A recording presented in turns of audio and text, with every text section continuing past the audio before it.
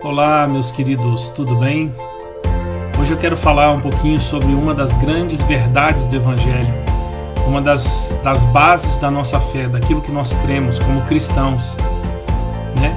E convido você a, então, escutar esse vídeo, ele é bem rapidinho, e você vai escutar, então, uma das grandes verdades do Evangelho, que são a base da nossa fé.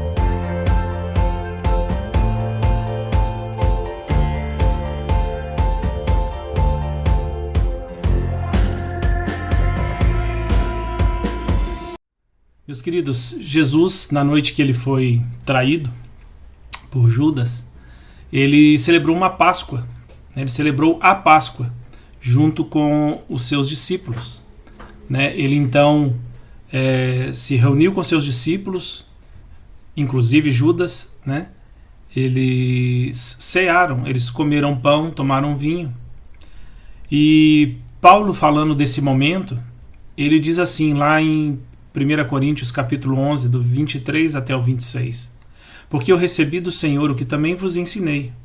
Paulo está ensinando a igreja de Corinto, então por isso ele fala: eu recebi do Senhor o que também vos ensinei.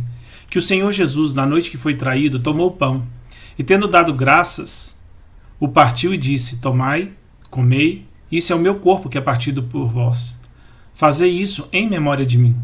Semelhantemente, depois de cear, tomou também o cálice, dizendo: este cálice é a nova aliança no meu sangue.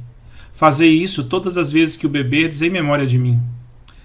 Porque todas as vezes que comerdes esse pão e beberdes esse cálice, anunciais a morte do Senhor até que ele venha. O Senhor Jesus, então, ele mostrou ali para os discípulos, que eles deveriam manter esse sacramento, manter essa rotina de celebrar a ceia, de comer o pão, de beber o cálice, em memória dele. Ele fala: todas as vezes que que comerdes esse pão, fazei isso em memória de mim. E ele está falando ali: esse pão representa o meu corpo, que foi rasgado por vós, que foi partido por vós.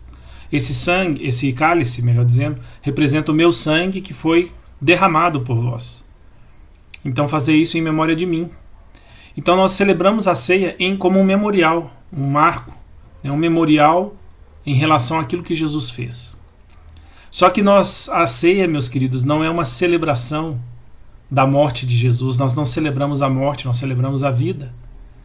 E olha o que Paulo fala no verso 26: todas as vezes que comerdes esse pão e beberdes esse cálice, anunciais a morte do Senhor, até que ele venha.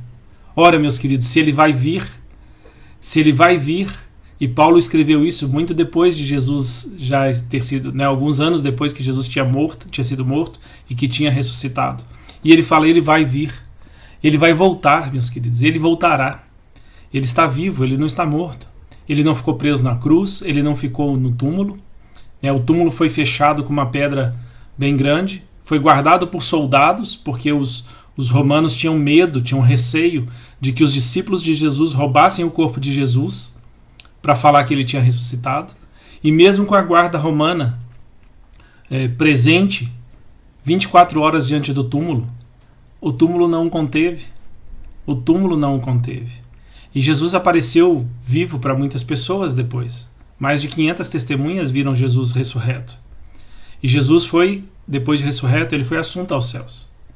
Ele subiu em meio às nuvens. E a Bíblia fala assim, que ele vai voltar do mesmo modo como ele subiu.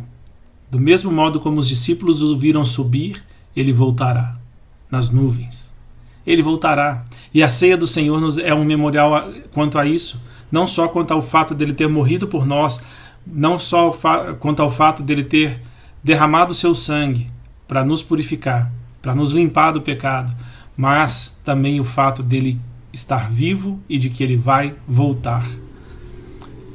Nós temos uma aliança com ele. Nós temos uma aliança. No noivado, a gente tem o costume, ou a tradição, chame como quiser, de colocar uma aliança no dedo da noiva. Os noivos trocam alianças aqui na nossa cultura brasileira. Em alguns países, só a noiva recebe um anel de compromisso, um anel dizendo: eu quero me casar com você. Isso é aliança. Nós temos uma aliança com ele. Uma aliança como noiva, noiva de Cristo. A igreja é a noiva de Cristo. E ele vai voltar para se casar com a noiva. Ele deixou uma aliança conosco. A ceia é o símbolo dessa aliança. O seu sangue é o símbolo dessa aliança. Esse cálice é a nova aliança no meu sangue. Então, o derramar do sangue dele é a aliança do compromisso que ele tem conosco. Da promessa que ele está fazendo. Vou voltar para levar vocês para as bodas. Vou voltar para me casar com você, igreja. Então o Senhor, ele voltará. E a Bíblia fala que ele vai voltar como um ladrão. Nós não esperamos, né, a hora que o ladrão vai entrar na sua casa. Porque se você souber a hora que o ladrão vai entrar na sua casa, você tranca a casa, você se protege, mas ele virá como um ladrão. Você não sabe que hora que ele vai entrar. Você não sabe que hora que ele vai voltar, Jesus vai voltar. A Bíblia fala que vai ser como um relâmpago que sai do Oriente e se mostra no Ocidente, né, assim, instantaneamente, né? Ele vai voltar num piscar de olhos. Ele voltará. E essa é a grande verdade do Evangelho, uma das grandes verdades do Evangelho. Não faria sentido nenhum na nossa fé se não fosse a ressurreição de Cristo. Não faria sentido nenhum a nossa fé se nós não acreditarmos que Jesus ressuscitou dentre os mortos. E mais que isso, que nós ressuscitaremos com Ele. Que nós ressuscitaremos com Ele. Porque a ressurreição, ela então uma realidade dentro do Evangelho. Paulo fala isso também no livro de Coríntios. A realidade da ressurreição. A fé sem a ressurreição não faz sentido.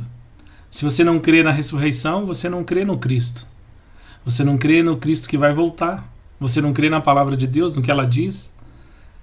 Né? E a Bíblia diz isso com todas as letras.